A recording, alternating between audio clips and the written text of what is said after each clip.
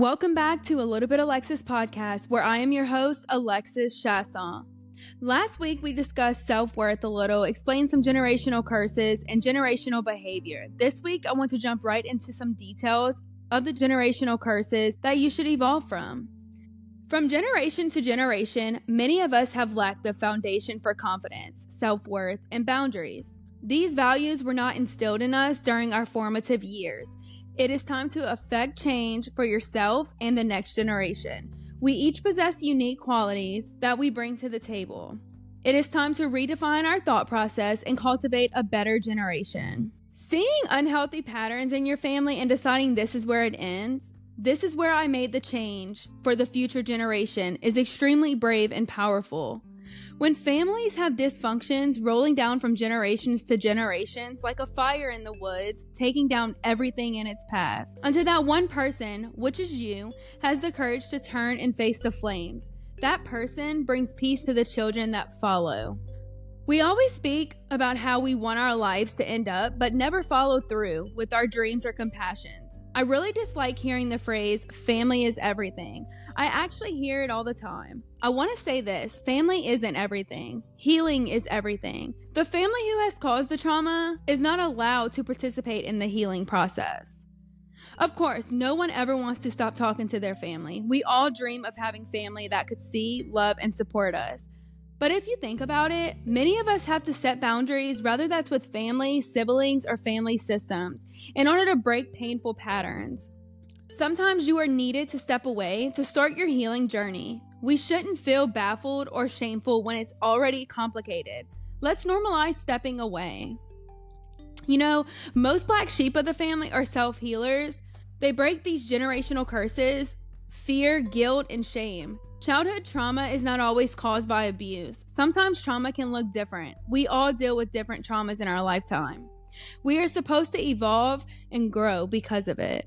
Trauma can look like having your feelings or emotions dismissed and ignored, being physically or emotionally abandoned, having to people please to get attention, lack of validation or positive feedback, growing up with parents who argue and fight, not being confronted or soothed when sad or upset, having over strictly parents. I want you all to know who are struggling or have struggled with this to know you can get better from this.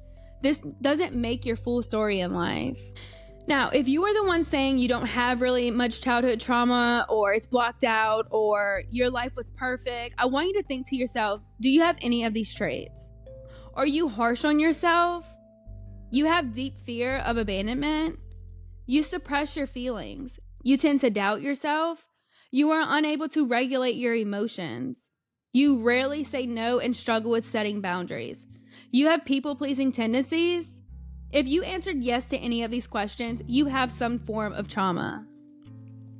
You are allowed to be the first person in your family to begin doing things differently.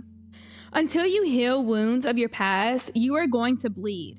You can bandage the bleeding with food, with alcohol, with drugs, with work, with cigarettes, but eventually it will all ooze through and stain your life. You must find the strength to open the wound, stick your hand inside, pull out the core of the pain that is holding you in your past, the memories, and make peace with them. Generational healing can also look like going to therapy, holding family members accountable to their actions, apologizing when you are wrong, prioritizing your own needs, engaging in a healthy self-care practice, encouraging independence for yourself. Your boundaries are not making you lose friends or family members. Your boundaries are making you lose gaslighters, emotional abusers, needy and greedy manipulators, self-centered narcissists, energy that is draining like a vampire. Keep standing up for yourself. You're doing great. Healing taught me that honesty wouldn't ruin a real thing. Speaking about your feelings won't lose you anything worth having. Setting boundaries won't scare off proper people. It won't cost you genuine relationships. Remember that the next time you feel like crap because someone pulled away from you for respecting yourself, sharing your feelings and setting a boundary, or holding them accountable. I think so often what people misunderstand about boundaries is that the point of setting them is not to change other people's behavior or convince them to value different things. It's to advocate for yourself, regardless of how they respond. I want you to love yourself enough to set boundaries. Your time and energy is so precious. You get to choose how you use it. You teach people how to treat you by deciding what you will and won't accept. Let's go into shifting. Shifting is a big part in my life because I'm not who I was a year ago, and I'm constantly shifting in life. As you are shifting, you will begin to realize that you are not the same person you used to be. The things you used to tolerate have become intolerable. When you once remained quiet and calm, you are now speaking your truth. When you once battled and argued, you are now choosing to remain silent. You are beginning to understand the values of your voice, and there are some situations that no longer deserve your time, energy, and focus. I want you to know you do not have to keep up with the performance to be accepted. Create a space for you to practice being the full version of yourself, your new self. It is not our responsibility to babysit others' insecurities. We are not obligated to slow down our bloom so they can meet you at a level they are comfortable with. Our growth is far too important to dim the light with yourself while someone is still trying to find their own. As we mature, we will realize that many people only keep up with you because they want to know more about you, not necessarily because they care about your well-being. People feed off moments in your life only to hold comparisons between their self and you. Keep yourself to yourself. Keep your circle small. Not everyone has your best interests at heart. I want you to know this and understand this. The insults, judgments, and shade people tend to throw your way are projections of their own insecurities. That is irrelevant to your new too rad for sad era. What if your journey is harder because you were the one God appointed to break generational cycles? I know it's hard. I know it's exhausting, but you can't give up. There's an entire generation counting on you, and if God called you to do it, He will get you through it. I want you to do what I do in certain situations when it involves family, and how they just cross the line and think it's okay. It's like a comfortable stage for them. I want you to pray for them. Pray for them still. The bravest and purest thing you can do to someone who hurts you is to pray for them. No, it's not exempting them for their consequences or their actions, but it's you allowing yourself to live in God's freedom. And I grew up with my mom telling me all the time, pray for them. God doesn't like ugly.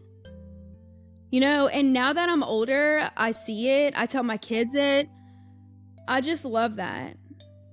I want you to know emotionally immature people will not respond well to your boundaries, okay? Like, you're going to go through phrases where your family is not going to like who you are, who you've become, because they're still in the mindset that they were 20 years ago.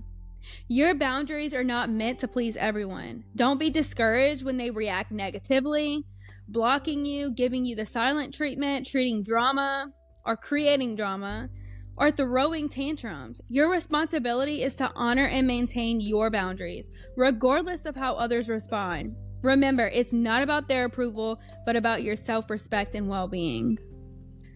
You don't owe your family affection. If they are being abusive and treating you poorly, I know that it's so difficult not to feel guilty for holding back that love. I know that there are people who will tell you that you should just grin and bear it because they're family.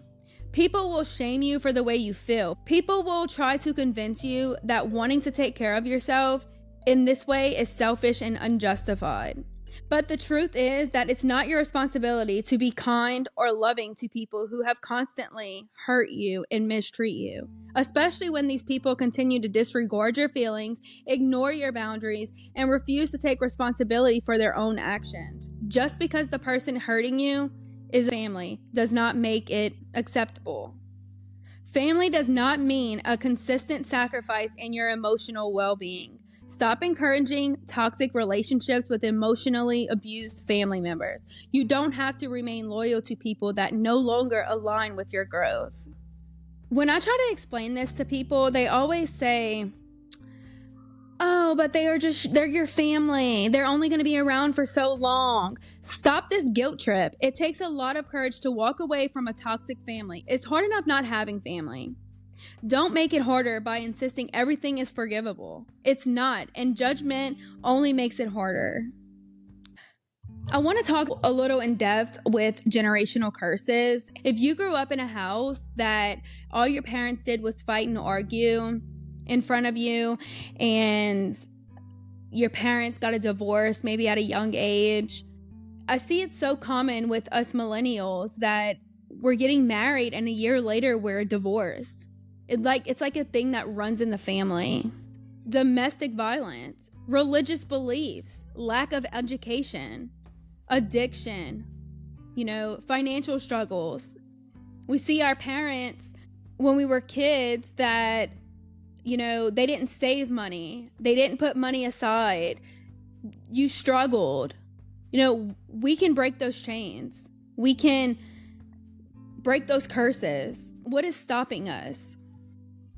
How do you know if you have generational curses? If your family line is marked by divorce, incest, poverty, anger, ungodly patterns, we can stop this. We can grow from this. We can get better.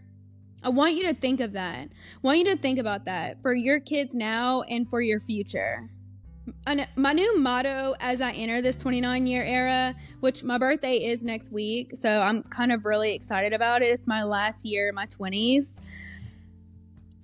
Is many of y'all met me when I lacked boundaries and I was a people pleaser. And let me reintroduce myself. I burned bridges as needed. I grew up as seeing both my parents people pleasers. I don't want to be like that anymore. I want to break this curse of setting boundaries, because I don't feel growing up that my parents had set boundaries. It was kind of just go with the flow. They're family. It's okay. It's toxic behavior, but it's okay. Let's break that. Let's be better. We have to get in the mindset to reserve the right to become unreachable to hurtful people or to people that make you feel uncomfortable. The people who had full access to you and your feelings but chose to abuse it. I think the realest advice I can give you today is let people earn you. We are just so quick to give access to people without them earning it, just to end up disappointed from failed expectations. We should preserve more of ourselves. Something I understand is the difference between people who love me, people who love to be around me, and people who love what I bring to the table.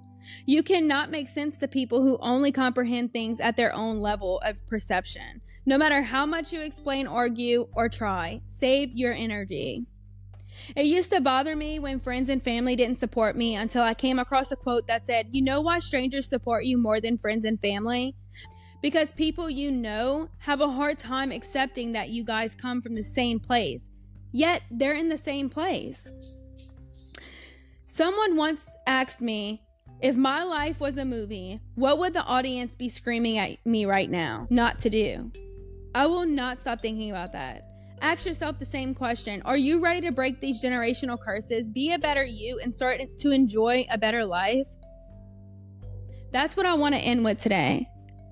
Ask yourself the same questions. Are you fulfilled? Are you happy? Are you breaking generational curses that are eating you up inside? Thank you guys for watching episode 2 of A Little Bit Alexis podcast, where I am your host, Alexis Chasson. Stay tuned for episode 3. Thank you guys.